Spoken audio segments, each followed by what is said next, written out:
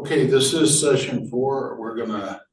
I got Mark's notes. I had a conversation with him and I asked if he had anyone in mind to continue the series, because I didn't want it to drop myself personally, selfishly. And he said no, and we talked a little more, and pretty much volunteered to at least try to fill in. So we'll see how it goes, folks. We've got about an hour's worth of material, and the administrative rules are, I think, the same as ever. So we're recording. That microphone picks up everything in the room, as Mark always says. I don't know if it really does, but he always says that. So, but we're intimidated by it. It may be an intimidation tactic, yeah. And we have, Jen is joining us online, and I see that she's muted, so we're all following the rules. That's good.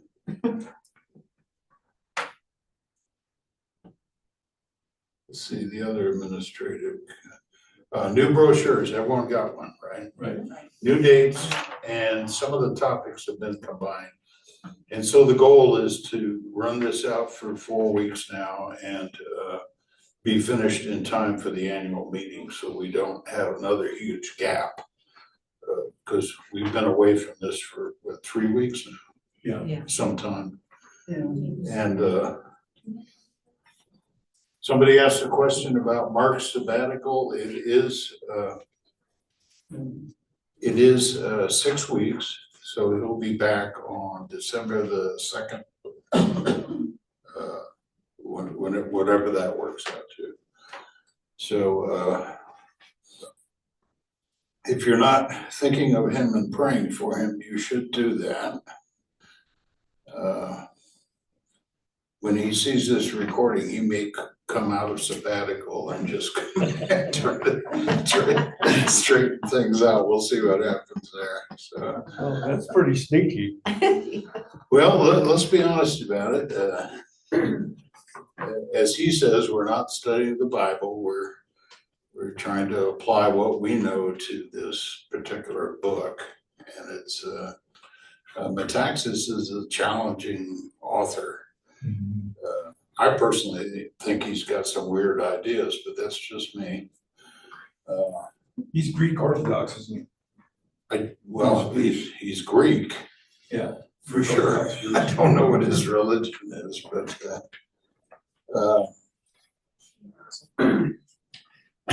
so we're going to respectfully receive each other's words and opinion. You can disagree with each other. You can disagree with Metaxas, which I do. By and large, I do agree with him, but then some of the conclusions are up for grabs as far as I'm concerned. And these are Mark's word.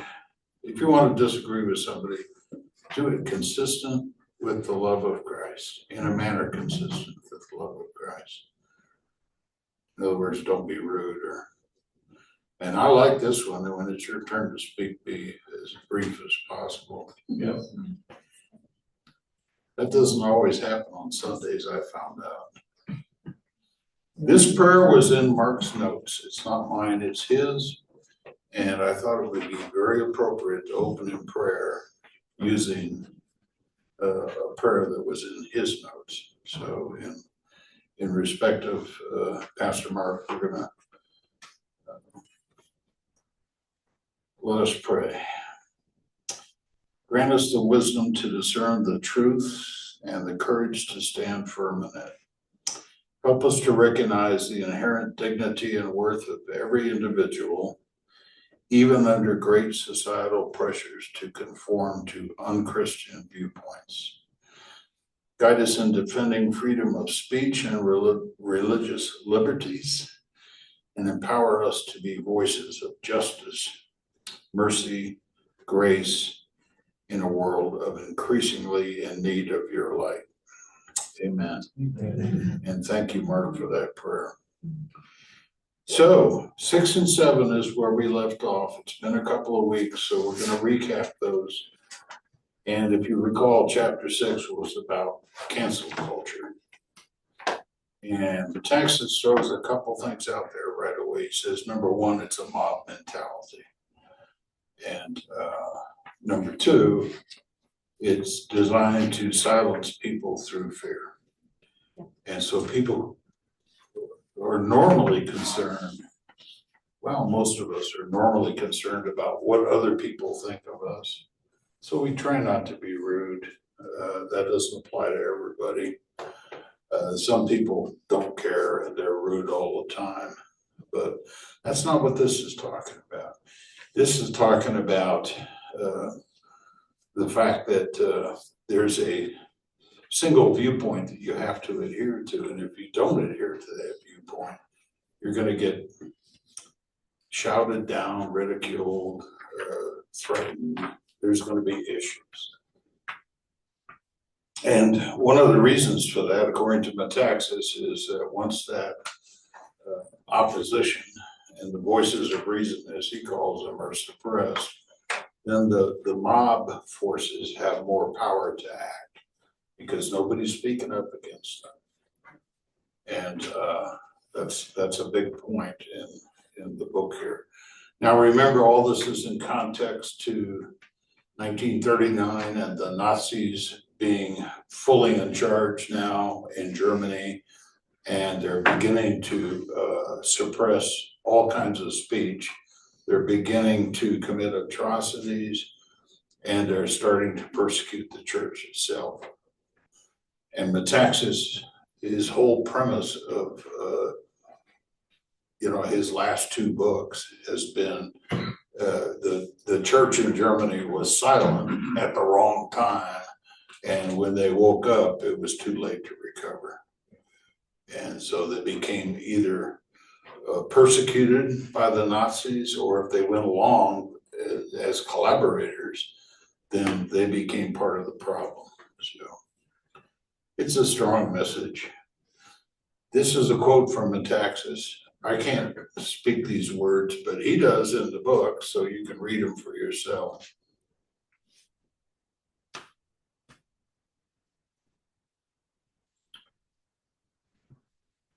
And you can pick any current event you want to apply to this. You can figure out for yourself whether it applies in your sensibilities or not. The only one that came to mind when I read this was some recent clips of mothers going before school boards, and they wanted to protest biological males being in their daughter's locker room. Okay. Well, I'm from a generation where that couldn't have happened. And the fact that it's happening now is just, I don't know, it's beyond my reach mentally that families would be going through that, but it's true. And so when these people come to protest it verbally with their voice, and they get their 3 minutes at the microphone, according to Metaxas, they are met with this right here. They're not given any grace, mercy, or forgiveness. They're declared that they're the problem. And that's where the silencing and the mob mentality comes out. And it takes a lot of courage for someone to speak out under those circumstances. So that's kind of my recap of chapter 6, heading into chapter 7. And I added this bullet here. This whole thing is very insidious. It starts very quietly, and then it builds up over time. And if you don't step in yourself personally, it's already out of control when you get there. And of course, that's what Metaxas was trying to say about the church in Germany in the late 30s. Same thing. The rise of the Nazis was very insidious, and it was all nationalistic, and they were going to make everything right. Well, we're going to make everything right if you weren't a Jew or a gypsy or or a Christian. And so those were the kind of problems that he was raising. So what challenges do you anticipate in maintaining your own integrity in today's culture? It's your turn to talk. And the microphone will hear you according to Mark. So, what do you think, guys? Yes, Tim? Definitely challenges on our beliefs, or when we testify and testify of our faith in Christ and in God, and to follow His commandments. People are going to mock and question you, and mock and make fun of you for your faith as it stands. It's like, come on, you can't believe that 16th century or 14th century bogus and all that stuff, and you can't prove it and all that stuff. So yeah, we will be ridiculed, especially in a lot of colleges and high schools.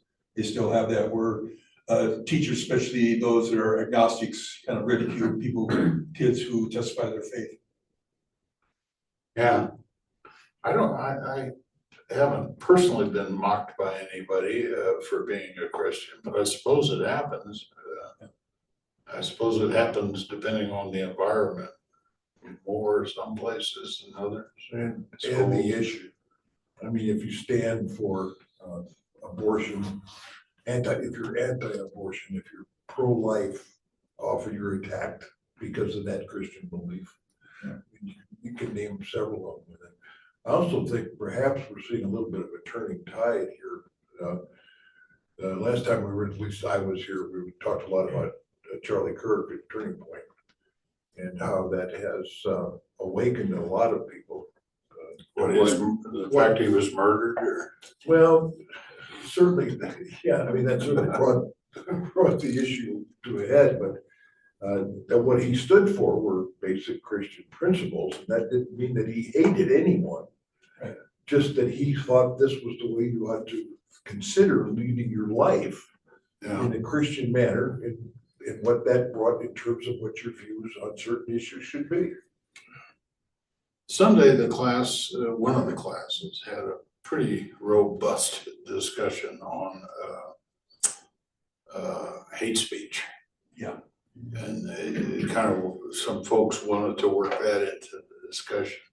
I'm not saying you do, but I mean, that's what they talked about last Sunday was, then whose definition of hate are we talking about here? And that just drives the whole thing because, if you get to say what's acceptable speech and what isn't, then that drives a whole different dynamic.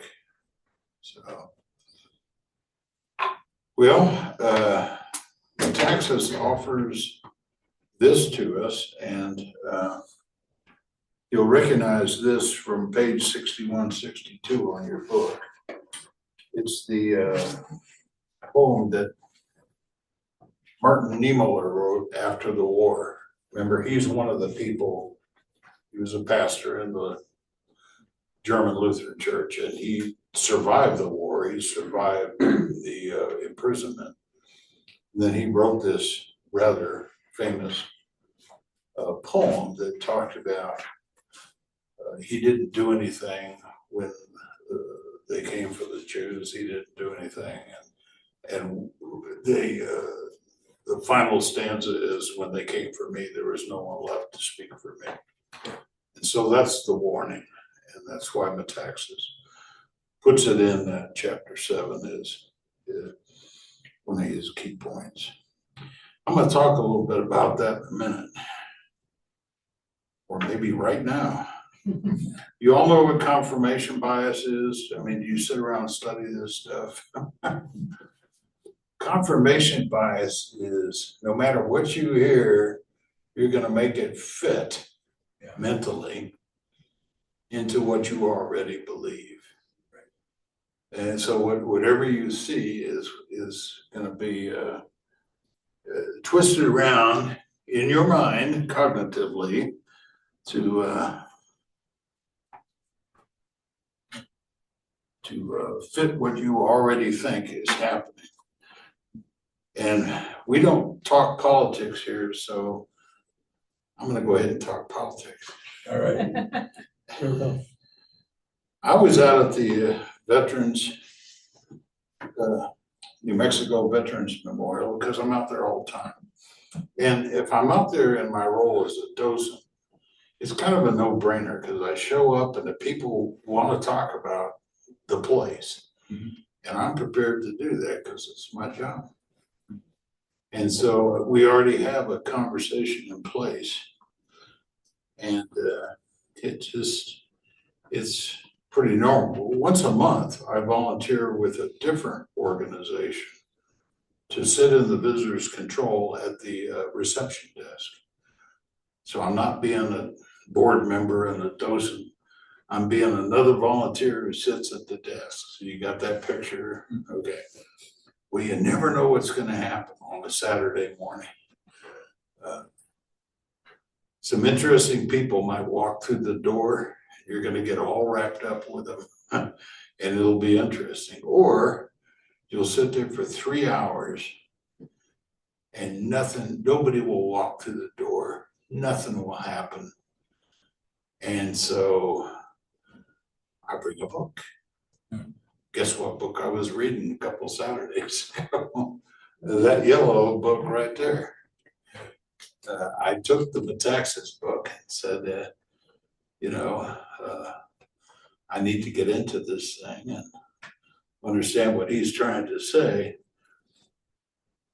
And as soon as I picked up the book, the person with me is I guess I could use her first name. Her name is Denise, and she is a master sergeant, active duty. So, she's professional, she's using her time off duty to volunteer there. Okay, that's cool. So, I'm thinking, and plus she's a very nice person. So, it's like, okay, I got lucky. I'm sitting with her and not some old guy who's going to tell me war stories for 3 hours. Or we're going to compete telling war stories. Yeah, there you go. That's right, too. But anyhow, she's much more pleasant than that. And she said, what is that book? And so I did, my very best in 2 or 3 minutes to say, well, there's a church and they didn't do anything during the Nazi rise. She said, oh man, that sounds interesting. And then somebody walked through the door, just right then. So I got up, gave them a tour of the museum part of the visitor center, took them outside, pointed to some monuments they might be interested in. And I came back inside and the young lady, the master sergeant, was reading the book. And I said, what do you think? And she said, oh, I love this. I get it. I get it 100%. I said, okay.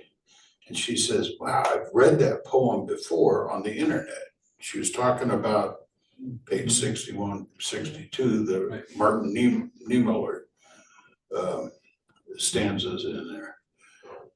And she says, but I thought it was anonymous. The internet said it was anonymous. I said, no, it's a real person writing about real experiences during a real serious time. She said, I didn't know that. I said, well, now you do, And long story short, I agreed that I would. I said, when you leave here, take the book with you. Because I know I can go to Amazon. I didn't tell her this, but I knew I could go to Amazon and have one the next day. So I'm not worried about it. And if she's interested, I could give her the book, right? Mm-hmm. So I did. Oh. And I said, why do you think this is relevant? And she said, well, it's a perfect parallel to today.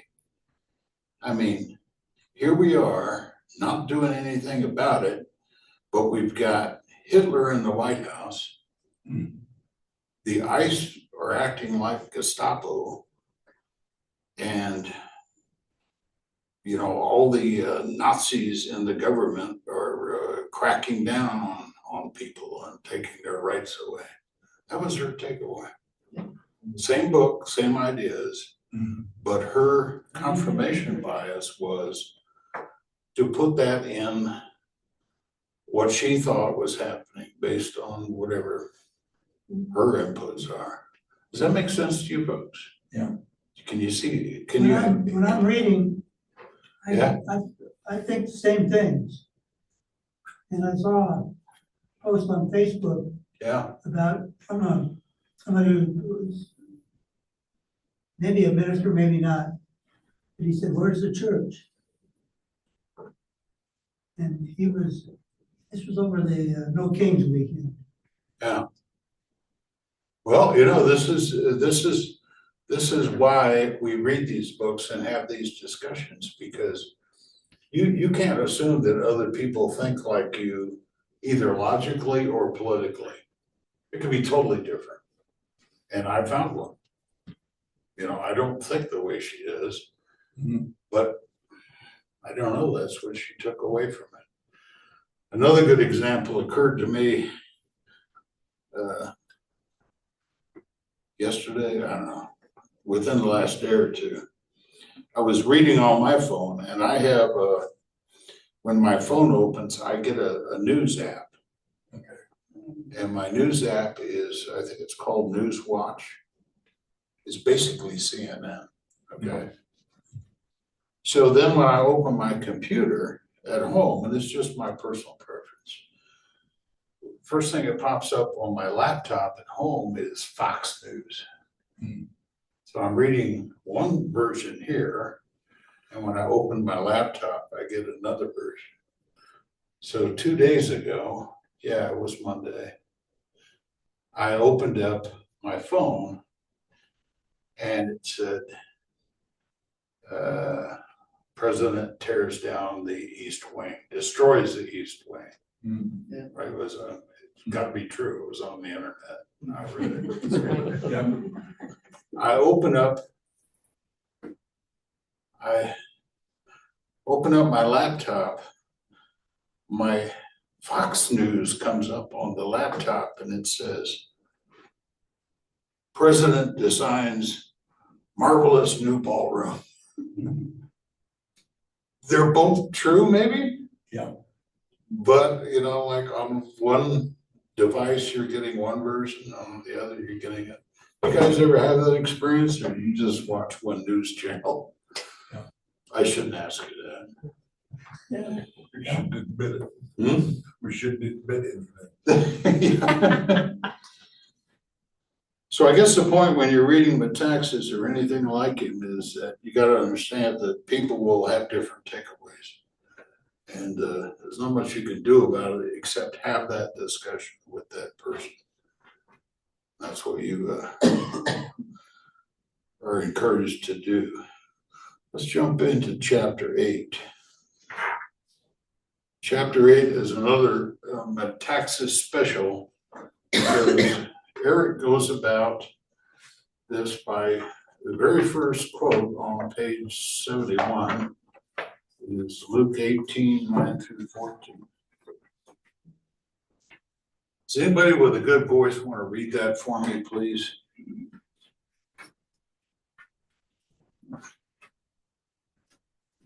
Is that enough? He also told this parable to some who trusted in themselves that they were righteous and treated others with contempt. 2 men went up into the temple to pray, one a Pharisee and the other a tax collector. The Pharisee, standing by himself, prayed thus: God, I thank you that I am not like other men, extortioners, unjust, adulterers, or even like this tax collector. I fast twice a week. I give tithes of all that I get.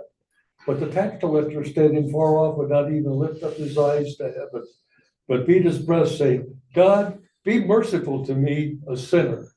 I tell you, this man went down to his house justified rather than the other. For everyone who exalts himself will be humbled, but the one who humbles himself will be exalted. St. Luke speaking to you right there, folks. And if you didn't know it, Jesus had a long-standing battle with the Pharisees. He called them out for being hypocrites time and time again. This is just one more example of that. he was pointing out that that their religiosity, their following of religious rules, wasn't by any means the complete picture. It wasn't the gospel he was bringing, Jesus was bringing. It was their tradition and their rules. And it's important to know the background of that. And I know you all know it because you're students of the Bible, but just start with the dietary laws of the Jews. So if you're an Orthodox Jew, you got all kinds of rules to follow in terms of your dietary rules. You have also all kinds of rules to follow about the Sabbath. There's just things you just can't do on the Sabbath.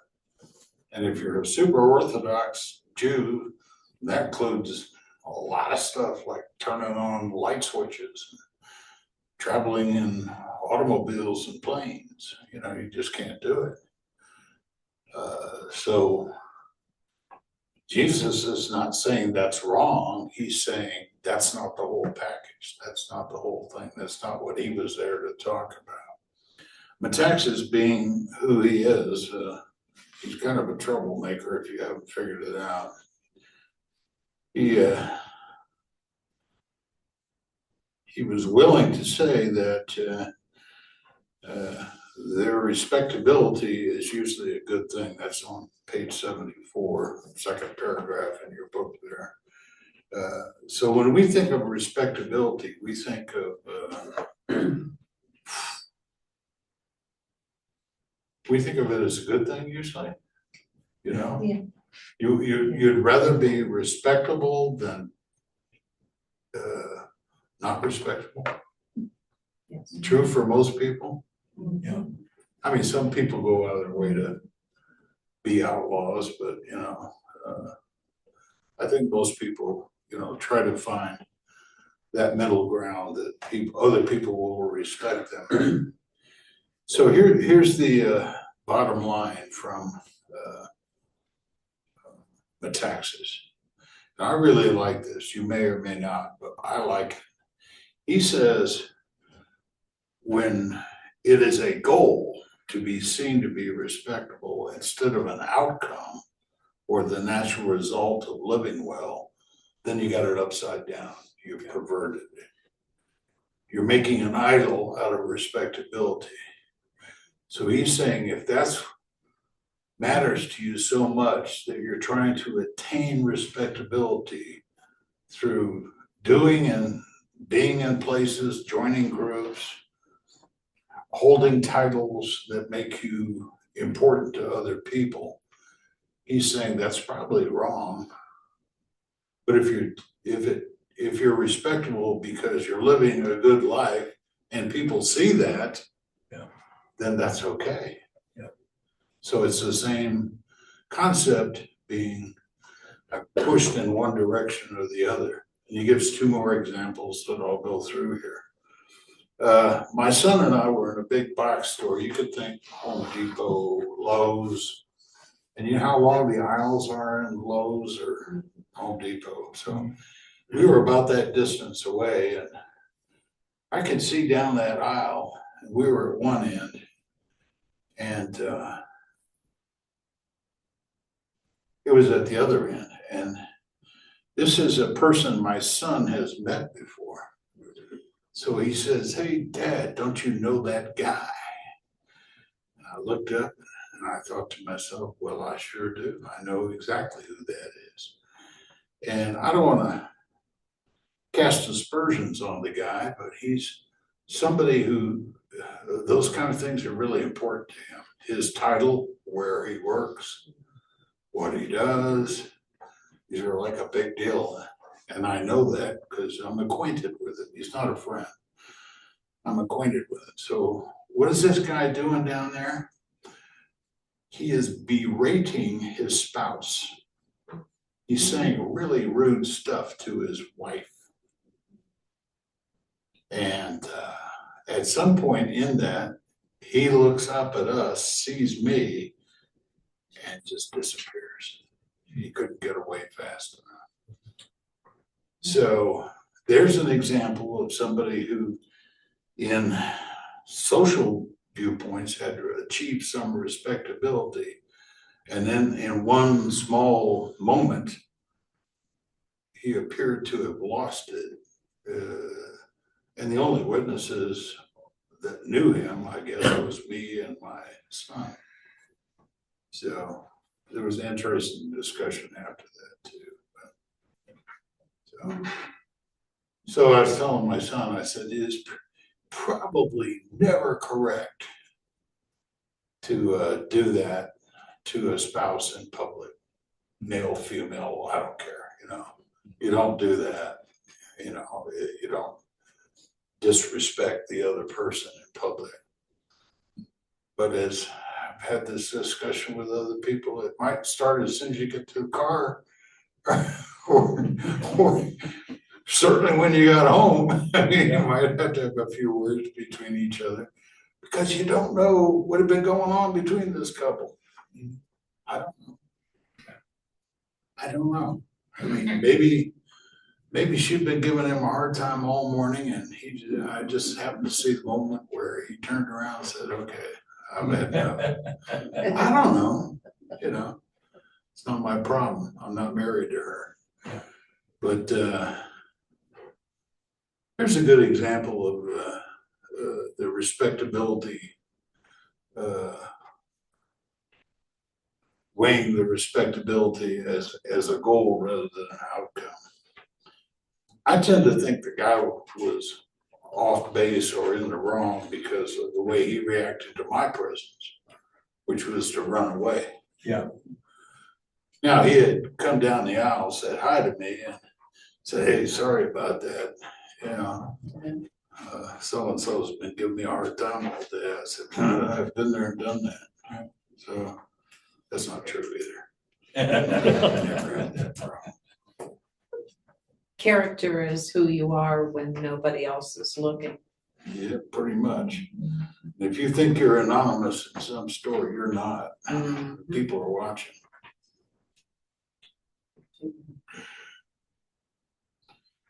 Yeah, or these days, We're taking taking a a picture. picture. The whole thing Thank is caught you. on film. That's on the right. Phone. The what? I'm sorry? Well, nowadays, the whole episode might have been on your phone, because it was filmed. Recorded. Oh, that's right, yeah. Yes. I knew I should have got my phone You out. should and have recorded There it. you go. done that. There you go. He would have loved you for And then life. posted it Yeah, on post. Instagram or something. Canceled them. Yeah, Cancel. cancel culture. I could have really see it. That's good. I like that. And I think this last bullet goes without saying. So where does Metaxas go from this? All right, so he's setting up straw man here, if you follow the logic. He's setting up respectability, and he wants you to say, oh, I want to be respectable. Then he knocks it down, right? So the next one he sets up is, and read your book if you haven't already, the idolatry of being winsome. Now, this is a word that we all use every day. I don't know about you, I just walk around with it. Every other word out of my mouth is winsome. I had to look it up. Did you? I've never heard that word. It's means charming, attractive, and engaging. And when you're describing a person or their qualities, it means cheerful and delightful. Kind of like me, Nancy, There you go. basically. There you go. Had I known the definition of the word, I would have immediately thought of you. Yeah, Promise. exactly. Use it in a sentence. You win some, you lose some. Thanks, Tim. I just think of me. I will. I will. Never. I didn't know that word. It's old fashioned. Are you saying I'm not winsome? No, I said, I had to look it up in my Webster. No, I'm worried about what you're thinking about me now. Oh. Nancy, did you see Buzz's picture behind the word winsome? No, no, my my dictionary didn't have any illustrations or people in it. So back to Luke 18, 14th verse. For everyone who exalts himself will be humbled. So I just screwed up big time by saying I was winsome. I will be humbled. Well, I like what you said about running into this man in a public location, not exhibiting great behavior. That happens. Man, it is amazing how that will happen in the most unsuspecting places. Yeah, and sometimes in predictable places too. True. I mean, one of my pet peeves is going off on a server for something the cook did. You know what I mean? Oh. Something like that. Yeah. I mean, what's the point? It was really You good. know, you go to anybody who's doing customer service on the countertop. So any store or anything like that, anyone behind a register. You're gonna give them a hard time for something that went wrong or something you couldn't find on the shelves as out of stock or something. Yeah. It's not very winsome.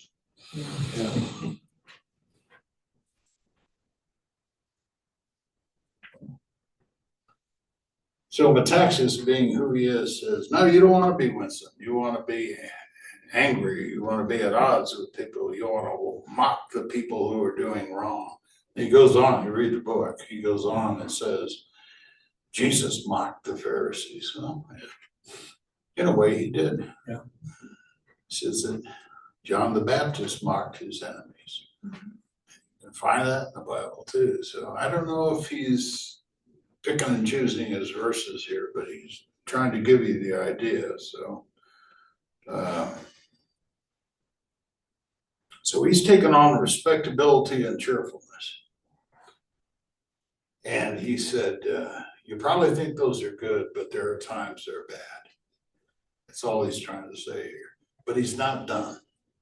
So just in case he hasn't made his point, he takes on purity.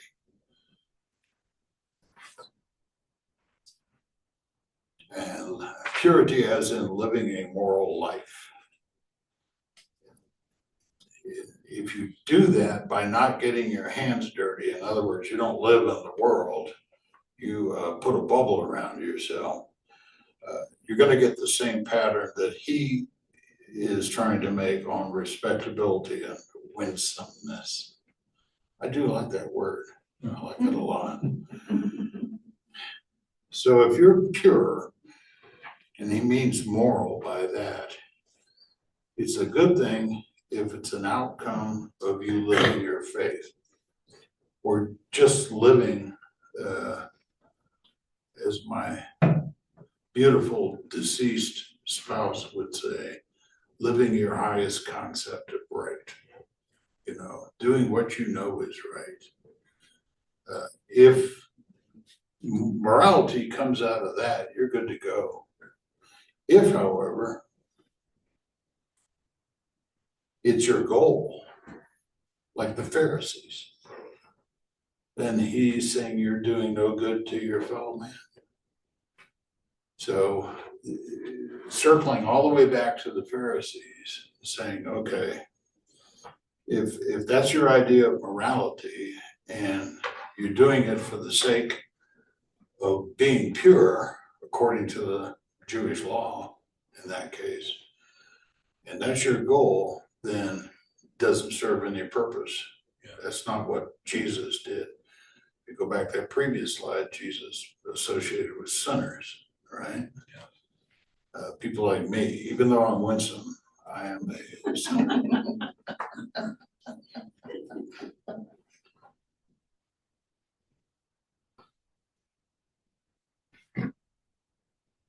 And this is his conclusion of that. Any questions or thoughts on that? Anybody want to pick up on any of those thoughts? I kind of like the general idea that it does matter if you're trying to set out to be that good thing, as opposed to you are that good thing because of the way you live or the way you act. Could be a big difference. So I think Metaxas he's raised a really good point in this chapter for me. I don't know what it does for you. Then he switches gear and talks about Bonhoeffer burning his boats. And of course, he attributes it to Alexander the Great. So we're talking, what,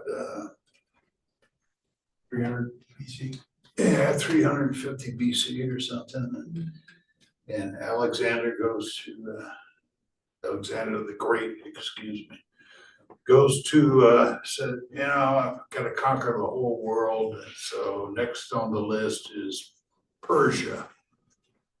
So he's going somewhere around the Iraq-Iran area. And he's going to conquer Persia. And then it's attributed to him that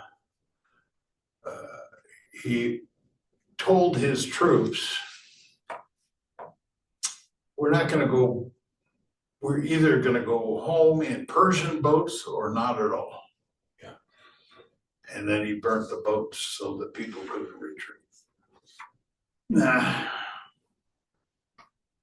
A more well-documented version of that comes about with Cortez. Now, the first one is kind of mythology, kind of like who really knows what happened in 350 BC. Plutarch didn't write about it, he wrote about everything. Yeah. So if he had a good story about Alexander the Great, he would have told it. But we know for sure this happened. Cortez picked up that idea probably from the historical reference. And when he was sent to conquer the Aztecs in what is now Mexico, he literally burnt the boats. He said, we're going to live or die right here. And that was the metaphor that he used. People talk about the Vikings doing this too. I don't know. You pick anybody you like or any era you like and just apply the idea. It's like there's no going back. Okay, what's that got to do with Bonhoeffer? If you recall, Bonhoeffer is not in Germany in 38, 39, 37, 38, 39. He was in the United States. He was teaching in the United States, and he was quite protected and comfortable here. And his conscience got to him, and he said, you know, I gotta go back to Germany and be with my own people during this period of crisis. And he did. He returned to Germany in 1939. He didn't have to do that, but he did, knowing full well that, number one, the World War was inevitable, and it wasn't just going to be a war. I mean, a few hostilities had already occurred at that point. It just hadn't broken out into the full-scale thing yet. He knew, and everybody knew, that atrocities were being committed at that point. And he also knew from his vantage point that the church was doing little, if anything, to resist the evil. And so these things weighed on him, and that's why he went back to Germany and tried to do something about it. The confessing church is the churches who stood up against the Nazis. If you go all the way back to the letter to the American church, to drag that out of your memory, if you went to that class, the confessing church were the ones who said, there's nothing about fascist Germany, about the Nazis, that is Christian. And so we need to preach against that, work against that. That's the confessing church. And then you have the much larger part of the church that was just trying to go along, trying to do it. Everybody recall that? We're good with that, right? All right, so it was just a battle against the Nazis if you chose to fight it, and he did. Interesting anecdote in the book, and I don't remember this from his biography, but I read it such a long time ago, I probably forgot it. They actually, his friends actually planned a second escape. And he either got to the port or, if some stories, on the boat or ship, it would have been a ship, not a boat, ready to sail to the States again, because you were either getting out right then or you're never going to get out during the war. And then he had that whole moral conflict of should he fight for his country.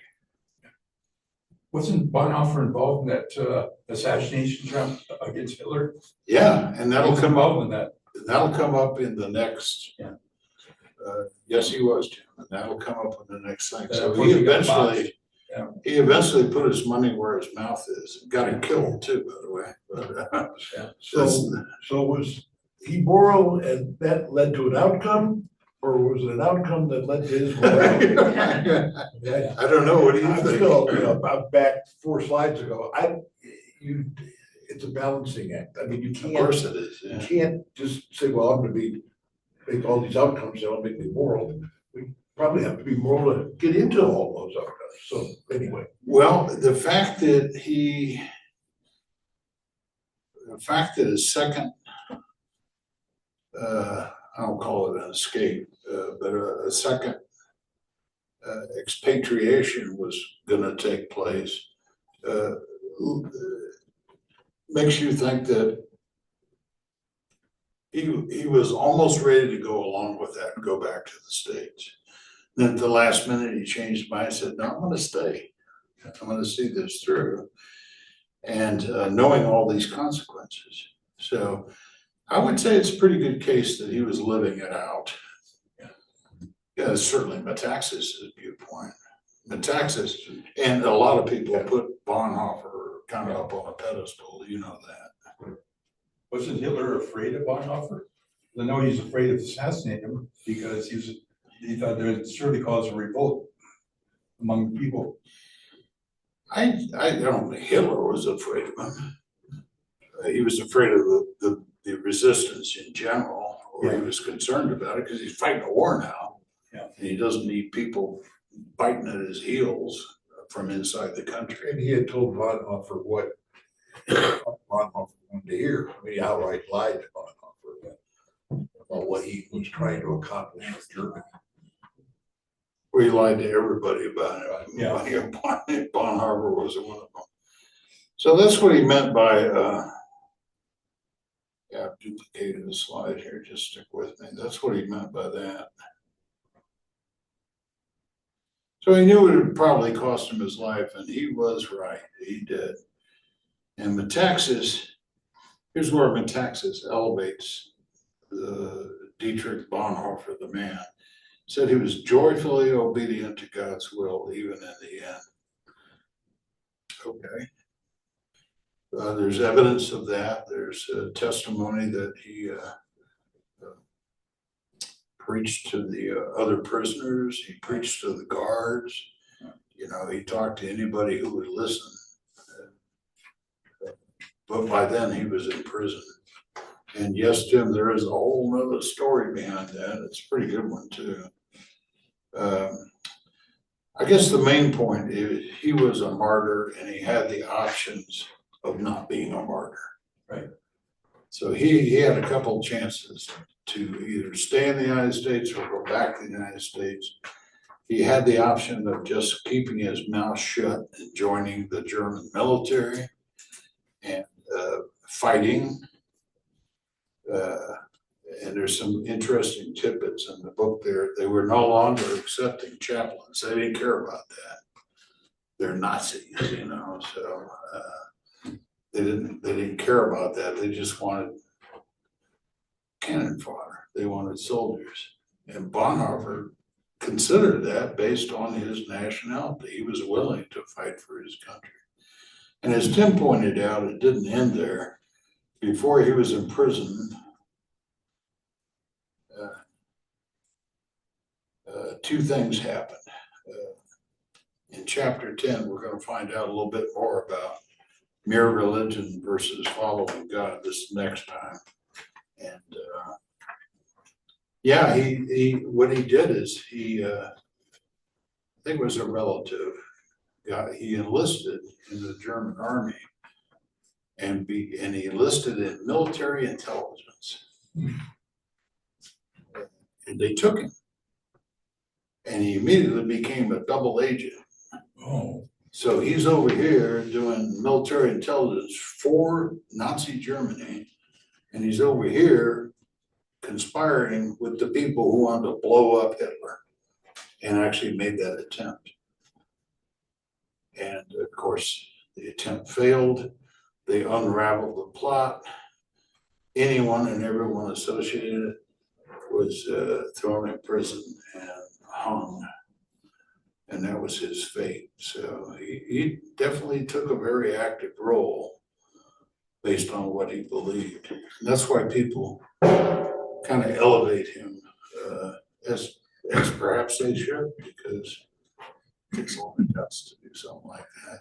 Yeah, something to keep in mind is that Yes, sir. if there was such a thing as the average German soldier, sailor, airman, they tended to have a religious belief in God, the same God that we worship. That's the church, Right. because my father, who was a World War II veteran, I still remember, brought home a couple of souvenirs. One of them was the gospel, all in German, that German soldiers used to carry in their pockets, just like he carried an English version. That is And awesome. the other one was a belt that most German soldiers wore, said Gott mit uns, God is with us.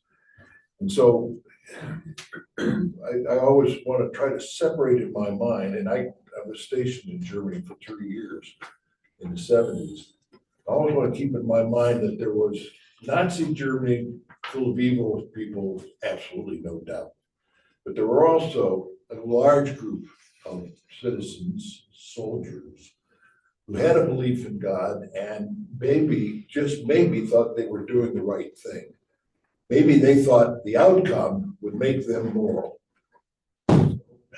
We've got to always, in today's world, we've always got to distinguish when we classify groups between the leaderships of groups and the people that are in those groups, because they may have very different thoughts about what they're doing and why they're doing it. Absolutely. In fact, all this is taking place just 20 years and change since World War I.